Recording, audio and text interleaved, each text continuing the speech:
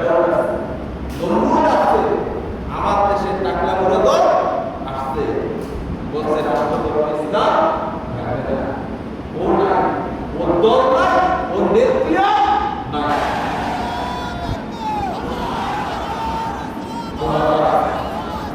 কয়েকটা বছরের ব্যবধানে সব বিলীন করে দিয়েছে।